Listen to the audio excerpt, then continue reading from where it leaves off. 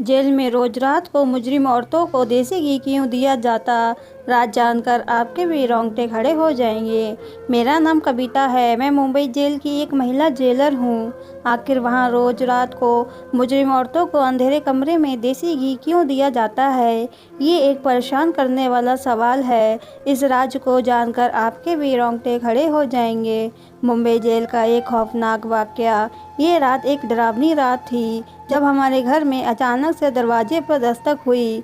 सब घरवाले शहर से बाहर शादी में गए हुए थे और मैं इस वजह से नहीं जा सकी थी क्योंकि मेरे एनुअल एग्ज़ाम चल रहे थे। माँ ने नौकरानी को कह दिया था कि मेरे साथ यहाँ 2-3 दिन रह ले, मगर अचानक शाम को ही नौकरानी के बच्चों की तबीयत खराब हो गई तो उस बेचारी को जाना पड़ा। मैंने दरवाजे और खिड़कियाँ अच्छी तरह से बंद कर लिए थे और आराम से सो गई।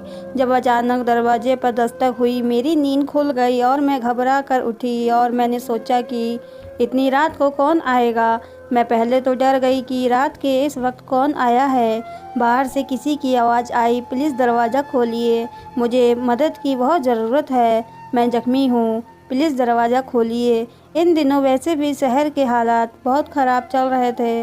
मैं सोच में पड़ गई कि दरवाज़ा खोलूँ या नहीं खोलूँ। इस बार फिर से एक औरत की आवाज़ आई, प्लीज़ दरवाज़ा खोल दीजिए वरना वो मेरी जान ले लेंगे। मैं किसी को मुसीबत में नहीं देख सकती थी, इसलिए मैंने फ़ैसला किया कि मैं दरवाज़ा खोल देती हूँ, क्या पता किसी को मेरी मदद की ज़रूरत हो। मैंने दरवाज़ा खोला तो बाहर एक औरत खड़ी हुई थी और मुझे देखकर जल्दी से अंदर आ गई और दरवाजे को बंद कर दिया। मैंने ध्यान से उसको देखा तो वह लगभग 30 साल की एक खूबसूरत जवान सी लड़की थी।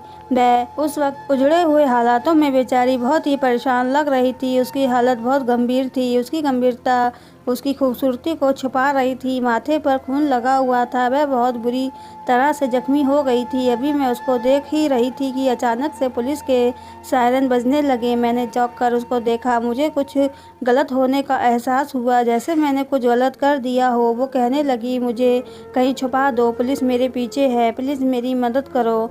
मैं सोच में पड़ गई। मुझे बहुत ही पछतावा हुआ कि मुझे इसको अपने घर में जगह नहीं देनी चाहिए थी और ना ही इसकी मदद करनी चाहिए थी। अगर पुलिस ने छापा मार लिया तो मैं इसके साथ जेल जाऊंगी। सायरन की आवाज़ धीरे धीरे करीब आती जा रही थी। मेरे दिमाग ने बिल्कुल भी काम करना बंद कर दिया था। मुझे समझ में नहीं आ रहा था कि मैं क्या करूं। वो खुद ही घर के अंदर भागकर चली आई। मुझे होश आया तो मैं भी उसके पीछे भागी। वो कहने लगी कि अभी थोड़ी देर में पुलिस घरों की तलाशी लेना शुरू कर देगी, मुझे कहीं छुपने की जगह बता दो जहां मैं छुप सकूं। मैंने डरते हुए पूछा, कौन हो तुम और पुलिस क्यों तुम्हारे पीछे है? वो कहने लगी, तुम्हें भगवान का वास्ता, अभी तुम मुझे छुपा दो कहीं भी, मैं तुम्हारे सारे सवालों का जवाब दूंगी।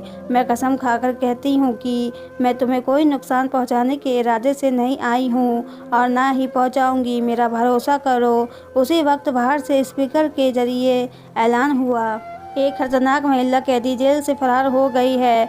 अगर किसी ने उसे पनाह दी है तो वो खुद उसे बाहर निकाल दे, वरना अभी थोड़ी देर में पुलिस तलाशी लेना शुरू कर देगी। वो कहने लगी, देखो मुझे जल्दी से छुपाओ वरना मेरे साथ तुम भी मुसीबत में फंस जाओगी। उसकी बात सुनकर मैं जल्दी से छत पर उसको पानी वाली टंकी के पास ले गई। मैंने कहा, जहाँ भी छुपोगी पुलिस तुम्हें ढूंढ ही लेगी, इसलिए जान बचाने का एक हल यही है कि तुम इस पानी वाली टंकी के अंदर कूद जाओ।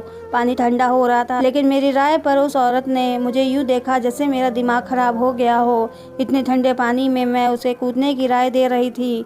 मुझे लगा जैसे वो मुझसे कहेगी कि इतने ठंडे पानी में कूदने से तो बेहतर है मैं खुद को पुलिस के हवाले कर दूँ। मगर अगले ही पल वह ढक्कन उठाकर टंकी में कूद पड़ी। मैं वहां से टंकी का ढक्कन बंद करके नीचे चली गई। 2 मिनट बाद ही मेरे दरवाजे पर दस्तक हुई। मैंने दरवाज़ा खोला तो मेरे सामने 2 महिला पुलिस और बहुत सारे आदमी और कुछ पुलिस वाले भी खड़े थे, जो दरवाज़ा खोलते ही अंदर घुसते चले आए। वो मेरे घर की तलाशी लेने लगे और महिला पुलिस अधिकारी से सवाल पूछने लगी, तुमने किसी को देखा तो नहीं या किसी को अपने घर में जगह तो नहीं दी हो? मैंने कहा, मैं तो अभी सोकर उठी हूँ और मुझे इस बारे में कुछ भी नहीं पता। आप किसकी तलाश कर रहे हैं? पुलिस वाले नीचे से तलाशी लेकर ऊपर छत पर आ गए तो मेरी जान को बन आई। मेरी सांस अटकने लगी कि कहीं इनको पता न चल जाए कि वह औरत कहाँ है, मगर इतना मुझे यकीन था कि इनका ध्यान पानी वाली टंकी की तरफ नहीं जाएगा। मेरा अंदाज़ा बिल्कुल सही था और सही ही साबित हुआ। वो खाली हाथ नीचे चले आए। पहले वाला कहने लगा, मैडम जी वो इस घर में नहीं है, मेरा ख्याल है कि वो इस इलाके से निकल गई हैं। बातें करते वक्त वो सब घर से बाहर निकल गए तो मैंने सुकून और चैन की सांस ली। उनकी आपस की बातों से पता चला कि वो मुंबई जेल से इस औरत को ढूंढते हुए यहाँ तक पहुँच गए हैं। पुलिस वालों के जाने के कुछ ही मिनट में मैं जल्दी से ऊपर गई और टंकी का ढक्कन हटाकर उसे बाहर निकाला। ठंडे पानी की वजह से वो थर-थर काँप रही थी। अगर मैं 10 मिनट और वहाँ नहीं जाती तो शायद उसको मरा हुआ पाती। मैं उसे नीचे ले आई और उसको हीटर के पास बैठा दिया। मैंने उसको अपने कपड़े दिए तो उसको थोड़ा होश आया। मेरे कपड़े बदल कर वो रजाई लेकर हीटर के पास बैठ गई। मैंने सोचा अब अगर इसकी मदद कर रही हूँ तो बेचारी के लिए कुछ खाने पीने को भी ले आती हूँ। मैंने उसके लिए चाय बनाई और खाना गर्म करके उसके पास ले आई। ना जाने कि उसके चेहरे को देखकर मुझे नहीं लग रहा था कि वो एक मुजरिम है। थोड़ी देर तक उसकी हालत में सुधार आ चुका था। अब मैंने उससे बात की शुरुआत की और कहा, आपको देखकर लगता तो नहीं है कि आप मुजरिम हो, लेकिन पुलिस आपके पीछे क्यों पड़ी है और ये कह रही है कि मुंबई जेल से एक मुजरिम औरत फरार हुई है, तो क्या आप वाकई मुजरिम हैं? मेरा सवाल सुनकर उसने गहरी सांस भरी और कहने लगी, तुम्हारा अंदाज़ा बिल्कुल ठीक है। मैं मुंबई जेल की कैदी नहीं बल्कि वहाँ की जेलर हूँ। मैंने कहा, क्या? ये सुनकर कि वो मुंबई जेल की एक जेलर है मेरे तो होश ही उड़ गए। एक जेलर के पीछे पुलिस, लेकिन क्यों? मैंने पूछा, आप जेलर हो के मुजरिमों की तरह क्यों भाग रही हो? तो वो कहने लगी कि बड़ी लंबी कहानी है, सुनकर क्या करोगी? मैंने कहा, देखिए मैंने आपको अपने घर में जगह दी है, आपकी मदद की है, अब आपको भी अपनी कहानी मुझे सुनानी होगी। क्योंकि मैं ये सब आपसे इसलिए भी पूछ रही हूँ क्योंकि मैंने भी मुंबई की एक जेल में जेलर के लिए अप्लाई किया हुआ है, तो मुझे आपकी कहानी सुनकर मालूम हो जाएगा कि वहाँ के क्या हालात हैं। वो कहने लगी, ठीक है, अगर तुम्हें इतना जानने का ही शौक़ हो रहा है तो ठीक है, तो फिर सुनो। मेरा नाम गौरी है और मैं एक बहुत अच्छे और इज्जतदार ख़ानदान से ताल्लुक़ रखती हूँ। हम 2 बहनें और 2 भाई हैं। मेरे पिताजी मुंबई के थाने में हवलदार थे। मेरे पिताजी ने बचपन से ही हमें सच्चाई और ईमानदारी का सबक पढ़ाया था और यही समझाया था कि अपने काम से हमेशा वफादार रहना चाहिए, चाहे काम कितना ही मामूली क्यों ना हो और रुतबा चाहे छोटा मिले या बड़ा। कभी भी अपने ईमान का सौदा मत करना। मेरे पिताजी एक सच्चे और ईमानदार हवलदार थे। अपनी सारी ज़िंदगी नौकरी के दौरान उन्होंने कभी भी 1 रुपए की रिश्वत लेना गवारा नहीं समझा। पिताजी के साथ के दोस्तों ने अपने घर पक्के कर लिए और अच्छी ज़िंदगी गुजारने लगे थे, मगर हमारा गुजारा गरीबी के कारण मुश्किल से ही हो रहा था। मैं पिताजी की बहुत लाडली बेटी थी, इसलिए अक्सर घर के हालात से तंग आकर मैं भी उनसे कहती थी कि पिताजी आप अपने साथ के लोगों को ही देख लीजिए, उन्होंने किस कदर तरक्की कर ली है, उनसे ही कुछ सीख लीजिए। उन लोगों के घरों में सब कुछ तरह के ऐशो आराम है, लोगों के घर रोज़ाना अच्छे अच्छे पकवान बनते हैं और हमारे यहाँ वही रूखी सूखी, और हम लोग तो दीपावली पर भी अच्छे पकवान नहीं बना पाते। हमें तो कुछ अच्छा देखने को भी नहीं मिलता, खाना तो दूर की बात है। उनके बच्चे कितने अच्छे स्कूल और कॉलेज में पढ़ते हैं और हम लोग तो सरकारी स्कूल में जाते हैं। बाद में हमें नौकरी भी वैसी ही मिलेगी, कोई भी छोटे से क्लर्क जैसी। पिताजी हंसकर कहते, बिटिया रानी तू फिक्र ना कर, तेरे भाग्य में बहुत बड़ी और ऊंची नौकरी है। मैं मजाक मजाक में कहती, क्यों पिताजी, क्या मैं मुंबई जेल की जेलर बनूंगी? पिताजी कहते, तो इसमें इतनी बड़ी हैरानी वाली क्या बात है, तू अच्छे नंबरों से परीक्षा सब पास कर लेगी तो लग जाएगी। और मैं हंसकर कहती, पिताजी आप भी किस ज़माने में जी रहे हैं, मेरी सिफारिश होगी तभी तो किसी की नौकरी पर लगूंगी, वरना पैसे देकर नौकरी करने वाले तो हमारे हालात नहीं है। पिताजी ने गुस्से से कहा, ना रिश्वत और ना ही सिफारिश, कभी भी ज़िंदगी में इन दोनों चीज़ों की तरफ झुकने का सोचना भी मत। मेरे पिताजी का तो वो हाल था कि वो ईमानदारी और फ़र्ज पर अपनी जान दे सकते थे।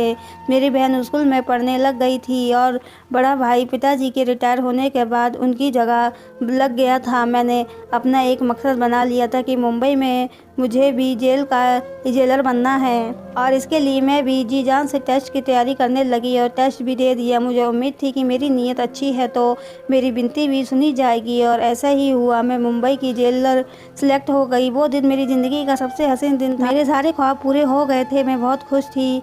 मुझे अपनी ज़िंदगी की सबसे हसीन खुशी मिल गई हो, मेरा सपना सच हो गया था। पिताजी ने इस मौके पर सिर्फ यही कहा कि जेल में अलग अलग तरीक़ों की परेशानियाँ तुम्हारे सामने आएंगी, बस ख्याल रखना, ईमानदारी से अपनी ड्यूटी को अंजाम देना। मैंने अपनी ड्यूटी संभाल ली। मुंबई जेल एक बड़ी जेल थी और औरतों की एक बड़ी तादाद वहाँ पर कैद थी। शुरू के दिन थे और मुझे बहुत अच्छा लग रहा था, जैसे मेरे पास एक पावर थी। मैं वहाँ सल्यूट करती तो मेरा सीना फख्र से चौड़ा हो जाता था। गौरी यहाँ तक की कहानी सुनाकर चुप हो गई। मुझे उनका यूँ चुप होकर रुक जाना बेचैन कर गया। मैं उनकी कहानी में यूँ खो गई थी कि मुझे ऐसा महसूस हो रहा था कि जैसे ये सब मेरे सामने हो रहा हो। मैंने बेचैनी से कहा, गौरी फिर क्या हुआ, आगे बताइए ना। वो सांस लेकर दोबारा से शुरू हो गई तो मुझे तसल्ली हुई।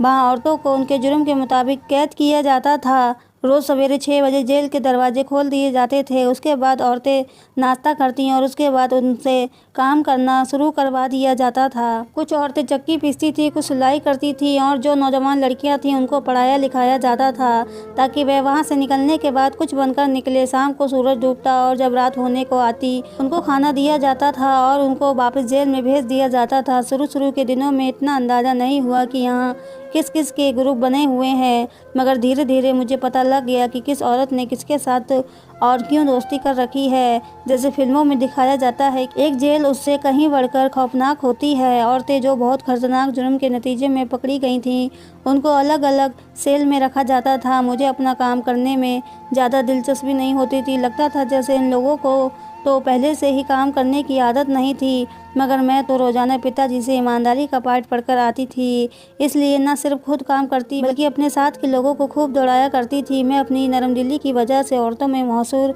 हो गई थी, जिसकी वजह से वहाँ की औरतें मुझे बहुत पसंद करने लगी और मुझसे बहुत खुश रहने लगी। औरतें बताती थी कि मुझसे पहले जो जेलर थी वो काम धाम तो कुछ नहीं करती थी, सब पर रौब जमाती रहती थी और बगैर किसी वजह के जिसको मर्जी पीटती रहती थी। मैंने सभी पुलिस कर्मचारी को कह दिया था कि किसी भी औरत पर कोई हाथ नहीं उठाएगा। अगर किसी ने भी ऐसा किया तो मुझसे बुरा कोई नहीं होगा। एक दिन बाहर राउंड पर गई तो एक औरत ने रोते हुए मुझे बताया कि लेडी कांस्टेबल ने आज किसी वजह के बगैर थप्पड़ मारा है। मुझे सुनकर बहुत गुस्सा आया कि अपनी ताकत का नाजायज़ फ़ायदा उठाना उसे किसने सिखा दिया। मैंने उसे 1 हफ्ते के लिए सरेंडर करवा दिया। मेरी वजह से जेल का माहौल अच्छा होने लगा था। उन औरतों को अलग अलग तरीक़ों से रोज़गार सिखाने शुरू कर दिए थे। मेरी ड्यूटी से वहाँ के लोग बहुत खुश थे और मुझे पहले ही साल में अच्छे काम की वजह से मेडल से सम्मानित किया गया। वहाँ मेरे काम को खूब सराहा गया, खूब सारी तारीफ़ें हुई। इसी दौरान मेरे लिए एक अफसर मनीष का रिश्ता आया, जैसे मेरे घर वालों ने मेरे लिए चुना हो, और मेरी शादी हो गई। मेरे पति बिल्कुल वैसे ही ख़यालात के थे जैसे मेरे पिताजी थे, इसलिए मैं अपनी ज़िंदगी में बहुत खुश थी। ड्यूटी और घर बहुत अच्छी तरह से चल रहा था, सब कुछ ठीक जा रहा था। मगर कहते हैं ना, आजमाइश इंसान पर उसी वक्त आती है तब वो ज़्यादा ही सुख की ज़िंदगी में खो जाए। मेरी किस्मत को भी मेरा सुकून अच्छा नहीं लगा। होने के दिनों जेल के बाहर से देसी घी के डिब्बे भरे हुए अंदर जाने लगे। शुरू में तो मैं इतना ध्यान नहीं दिया कि रिश्तेदार अक्सर इस किस्म की चीज़ें भेजते रहते हैं, मगर जब लगातार इसी तरह रोज़ाना देसी घी के डिब्बे जेल में आने जाने लगे तो मैं चौंक गई। मुझे ये बात हजम नहीं हुई कि ये क्या हो रहा है। मेरा दिल और दिमाग कह रहा था कि मुझे तो कुछ गड़बड़ ज़रूर है। मैंने सोचा कि मुझे मालूम करना होगा कि रोज़ रोज़ देसी घी के डिब्बे किसके पास जाते हैं, कौन मंगवाता है। एक अच्छा जेलर वो होता है जिसने कैदियों में से ही अपने जासूस बनाए हों ताकि उसको पल पल की खबर मिलती रहे। मैंने भी उसी औरत को अपने लिए जासूसी करने के लिए कहा था जिसके लिए मैंने लेडी कांस्टेबल को 1 हफ्ते के लिए सरेंडर किया था। मेरे इस अंदाज से वो मेरी वफादार हो गई थी और मेरे कहने पर मुझे खबरें देती रहती थी कि जेल के अंदर क्या हो रहा है। इसलिए एक दिन मैंने सारे देसी घी के डिब्बे खुलवाए और अच्छे से डिब्बों की तलाशी ली। उन डिब्बों में देसी घी ही था। मैंने उस औरत को बुलवाया जो मुझे सारी खबरें देती थी। मैंने उससे कहा कि मुझे अंदर मालूम करके बताओ, देसी घी के डिब्बे आखिर आते हैं किसके लिए हैं और कौन इन्हें इस्तेमाल करता है और क्यों। मुझे 2 दिन के अंदर सारी रिपोर्ट बनाकर दो। मेरी ड्यूटी ज़्यादातर दिन के वक्त ही होती थी और रात के वक्त एक और जेलर ड्यूटी पे आ जाती थी। दिन के वक्त तो किसी की हिम्मत भी नहीं होती कि मेरे होते हुए भी कुछ ऐसा वैसा हो जाए, मगर रात के वक्त यहाँ क्या होता था इसकी मैं गारंटी नहीं दे सकती थी, इसलिए जासूस को काम करने पर लगा दिया था। मैंने बीच में टोकते हुए पूछा, गौरी, क्या आपको देसी घी के डिब्बे की वजह से शक हुआ था? मेरे सवाल पर जेलर गौरी ने कहा, हाँ। मैं सिर हिलाते हुए कहा, हाँ। रोज़ाना ही कई डिब्बे देसी घी के जेल के अंदर जाते थे और मेरी नज़रों में ये नॉर्मल बात नहीं थी। मेरा अंदाज़ा बार बार यही कह रहा था कि कुछ ऐसा हो रहा है जो मेरी नज़रों से ओझल है। जासूस ने मुझे सनसनीखेज शब्दों में आकर जो खबर सुनाई वो सुनकर मैं दंग रह गई। उसने कहा कि देसी घी रोज रात को अंधेरे कमरे में कुछ खास औरतों को दिया जाता है। रात की ड्यूटी वाली जेलर सारा स्टाफ इस बात को जानता है और आपके कार्यालय की भी 2-4 लोग शामिल हैं। मैं उलझन में पड़ गई कि अंधेरे कमरे में देसी घी क्यों औरतों को दिया जाता है, इसका क्या मतलब हुआ। मैंने अपने जासूस से कहा कि मुझे उन औरतों के नाम बताओ जो रोजाना अंधेरे कमरे में जाकर देसी घी खाती हैं। जासूस ने उसके नाम बताए। उन औरतों को देखकर मैं चौंक गई थी। वो औरतें पहले तो इतनी सेहतमंद नहीं थी, दुबली पतली सी थी, मगर अब देखा तो काफ़ी सेहतमंद लग रही थी। जासूस ने मेरे कान में चुपके से कहा, मैडम जी ये सारा कमाल इस देसी घी का है। ये इतनी सीधी बात नहीं थी कि मैं नज़रअंदाज कर देती। मुझे एहसास हुआ कि इस मामले की तह तक मुझे जाना चाहिए। मैंने कुछ दिनों के लिए अपनी ड्यूटी रात की शिफ्ट में करवाने का फैसला कर लिया। मैंने देखा कि मेरी रात की शिफ्ट की खबर बहुत सारे लोगों के दिलों पर बिजली बनकर टूटी थी।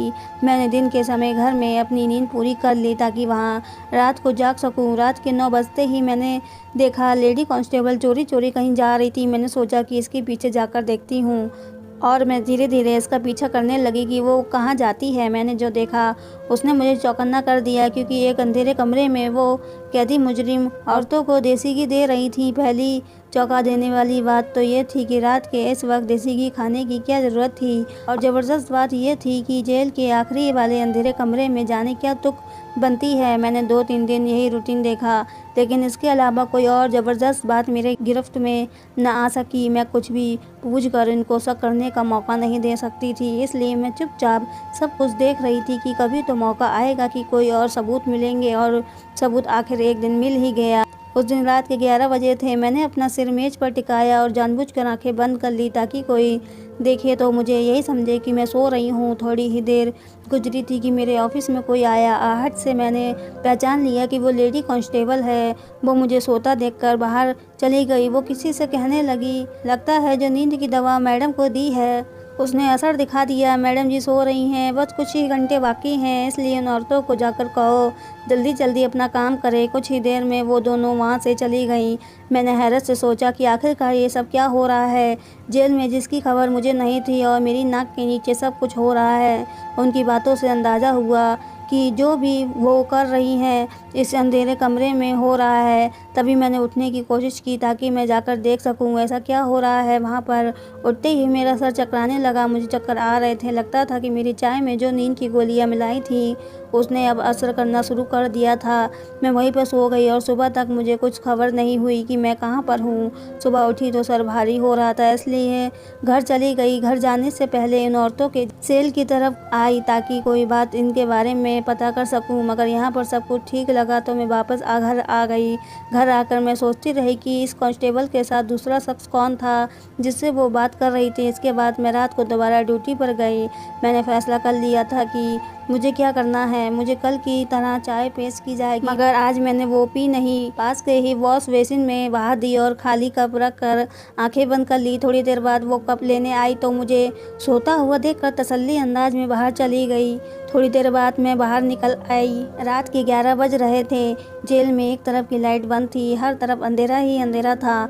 मैं चुपचाप उस तरफ बढ़ गई जहाँ पर अंधेरे कमरे में वो औरतें रहती थीं जो औरत देसी घी खाती थी, लेकिन आज वहाँ उस कमरे में अंधेरा नहीं था। किसी ने मोबाइल की टॉर्च ऑन कर रखी थी। मैं एकदम उन पर चिल्लाई और मैंने चेक करके कहा, ये सब क्या हो रहा है। जो नज़ारा मेरे सामने था उसे अपनी आंखों के सामने देखकर मुझे भी यकीन नहीं आ रहा था मेरा स्टाफ इतनी घिनौनी साजिश में शामिल है। वो औरतें सुरंग खोद रही थीं। उन्होंने अच्छी खासी सुरंग खोदी हुई थी। जाने कितने हफ्तों से या महीनों से ये काम किए जा रही थीं। वह औरतें कत्ल के जुर्म में जेल में लाई गई थीं और अदालत की तरफ से उन दोनों को उम्र कैद की सज़ा सुनाई गई थी। वो दोनों यहाँ से फरार होने के लिए सुरंग खोद रही थी और इस काम में मेरा पूरा कार्यालय भी शामिल था। लेडी कांस्टेबल का यूँ मुझे सामने देखकर सांस रुक गया। उसके हाथ से मोबाइल नीचे गिर गया जिसके टॉर्च ऑन करके वो उनके सर पर खड़ी थी। वह सुरंग खोदती थी, इसलिए देसी घी खाती थी, क्योंकि सुरंग खोदना आसान काम नहीं होता। इसके लिए बहुत ताकत चाहिए होती है। वो देसी घी खाकर रोजाना के 3-4 घंटे सुरंग खोदने पर लगा देती थी। वहाँ खड़े खड़े ही मैं सब कुछ समझ चुकी थी और सारी कहानी मेरी आंखों के सामने थी और मैं सब कुछ समझ गई थी कि मैंने लेडी कांस्टेबल को पूछा, और कौन है तुम्हारे साथ मिला हुआ। कल मैंने तुम्हें किसी से बात करते हुए सुना था। वो कौन था? वो बहुत घबराई हुई थी। मेरे बार बार पूछने पर भी उसने कुछ नहीं बताया। तो मैंने कहा, ठीक है, मैं हाई कमीशन से बात करती हूँ। जब तुम्हें नौकरी से निकाला जाएगा तो तुम्हें पता चलेगा। मेरी बात सुनकर वो बहुत ज़्यादा डर गई थी। कहने लगी, प्लीज़ किसी को फ़ोन मत कीजिए। अभी मैंने फ़ोन उठाया ही था कि मेरे सर पर किसी ने बहुत ज़ोर से वार किया और मैं बेहोश होकर वहीं पर गिर गई। होश में आई तो मैंने देखा मैं खुद भी जेल के ही एक कमरे में कैद थी। मुझे याद आया कि मैं फ़ोन करके जानकारी देने वाली थी कि किसी ने मेरे सर पर वार कर दिया। वो लेडी कांस्टेबल के अलावा और कोई नहीं हो सकता था। इसी ने अपना राज खुल जाने के डर से मेरे सर पर वार किया होगा। मैं होश में आई तो देखा कि वो अकेली नहीं थी। जो साथी उसका साथ देने की कोशिश कर रही थी, वो साथी उस वक्त उसके साथ मौजूद थी, लेकिन उसकी साथी को देखकर मेरे सर पर कयामत टूट पड़ी। मुझे यकीन ही नहीं आया कि वो नाइट शिफ्ट वाली जेलर थी। मुझे तो लगता था जैसे वह एक लापरवाह लड़की है, मगर वो इतनी घटिया निकलेगी कि कानून की वर्दी पहनकर गैर कानूनी कामों को अंजाम देगी। फिर इन दोनों औरतों ने मिलकर मुझे कैद कर लिया था। दोनों मिली हुई थी। इन्हीं दोनों की मदद से वो कैदी औरतें सुरंग खोद रही थी और इस मदद के बदले वहाँ के कांस्टेबल को बहुत सारे पैसे दिए गए थे। पैसों के लालच में आकर ऐसे और गैर कानूनी कामों को अंजाम दिया जाता था। बाद में मुझे मालूम हुआ कि मामला इससे भी ज़्यादा गंभीर हो चुका है। जो देसी घी जेल के अंदर चेक होकर आता था, उस देसी घी में खास एस्टेरॉइड शामिल किए जाते थे, जिसके रोज़ाना इस्तेमाल से इंसान को उसकी आदत हो जाती है। देसी घी चोरी चोरी अंदर बेचा जाता था। ये कोई मामूली देसी घी नहीं था। ये सारा काम रात के वक्त उस जेलर की मौजूदगी में निहात चोरी चुपके होता था। इस जेलर ने ये सारी बातें मुझे खुद अपने मुंह से बताई।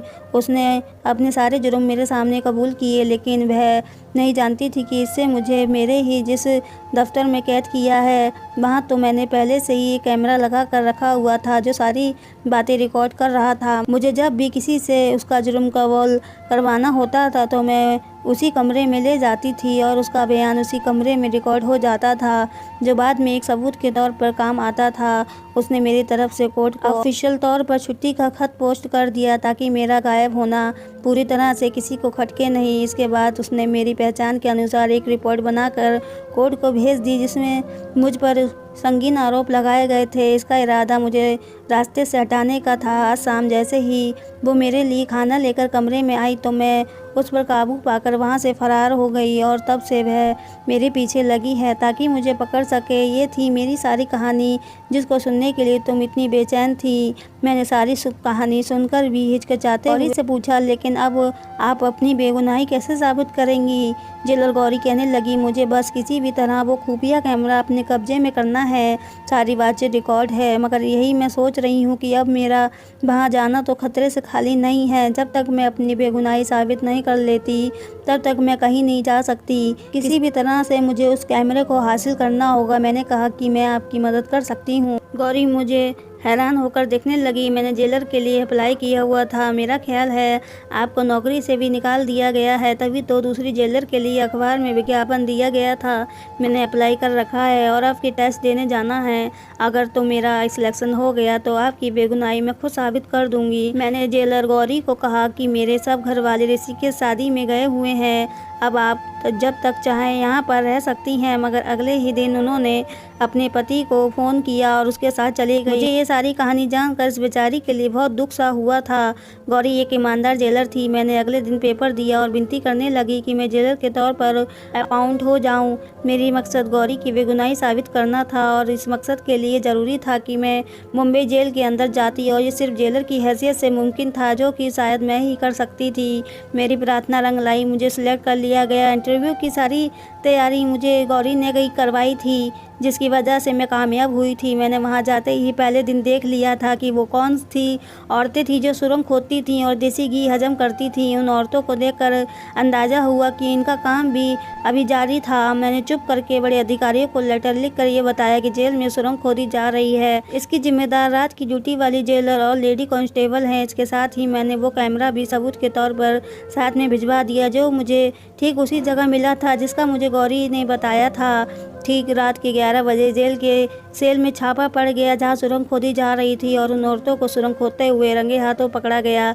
लेडी कांस्टेबल और नाइट ड्यूटी वाले जेलर को गिरफ्तार कर लिया गया और उनको कड़ी से कड़ी सजा सुनाई गई। ये सब मैंने अपनी ड्यूटी के दूसरे ही दिन किया था, क्योंकि मेरा इरादा ही यही था कि सच सामने लाया जाए। जेलर गौरी की बेगुनाही साबित हो गई और उसे उसकी पोस्ट दोबारा से दे दी गई। मुंबई जेल की नाइट ड्यूटी और जेलर की पोस्ट गौरी को दे दी गई और दिन की ड्यूटी मुझे दे दी गई। जेलर गौरी ने मेरा बहुत शुक्रिया अदा किया और मुझसे कहा कि तुम्हारा बहुत एहसान है कि तुमने मेरी मदद की, और अब मेरी जेलर गौरी के साथ बहुत अच्छी दोस्ती हो गई है। हम दोनों ने पहले की तरह मिलकर जेल का माहौल बहुत अच्छा कर दिया है। सब कुछ पहले की तरह अच्छा होने लगा था। दोस्तों, यदि आपको हमारी कहानी पसंद आई हो तो चैनल को सब्सक्राइब करें, वीडियो को लाइक करें। पूरी कहानी सुनने के लिए आपका बहुत बहुत धन्यवाद।